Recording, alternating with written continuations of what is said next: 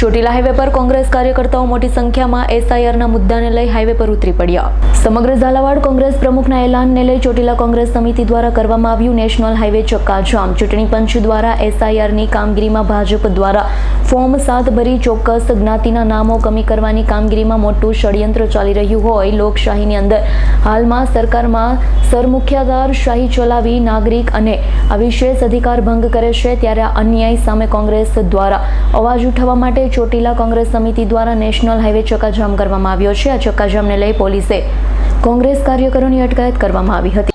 આજરોજ ચોટીલા શહેર કોંગ્રેસ તાલુકા કોંગ્રેસ જિલ્લા કોંગ્રેસ પ્રમુખના આદેશ મુજબ આપ પણ જોઈ રહ્યા છો જ્યારે ભાજપ પક્ષ અને આ સરકાર જ્યારે લોકશાહીનું હનન કરી રહી છે, ફોર્મ નંબર 7 ભરી અને ચોક્કસ મતદારો હોય જ્ઞાતિ જાતિના ભેદભાવ કરી અને એ મતદારોના ક્યાંક ને ક્યાંક અંશે નામ કાઢી રહ્યા છે, જે ખરેખર આ લોકશાહીની અંદર દરેક નાગરિકોને અન્યાય છે, જેની સામે અવાજ સામે આજે ચોટીલા કોંગ્રેસ દ્વારા નેશનલ હાઈવે ચોટીલા ચક્કાજામ કરવામાં આવ્યો હતો।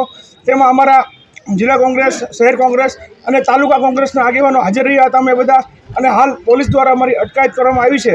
પણ જો આમાં અમને ન્યાય નહીં મળે અને આની તટસ્થ તપાસ થાય અને જે લોકોએ આવા ફોર્મ ભર્યા છે અને ક્યાંક ને ક્યાંક ચેડા કર્યા છે, સીસીટીવી ફૂટેજ દ્વારા સરકાર પાસે અમારી માંગણી છે કે આવા લોકોને તત્કાળ ધરપકડ કરી અને યોગ્ય સજા થાય અને આ લોકશાહીને બચાવવા માટે જે કંઈ કરવું પડે એ કોંગ્રેસ પાર્ટી કરવા તૈયાર છે।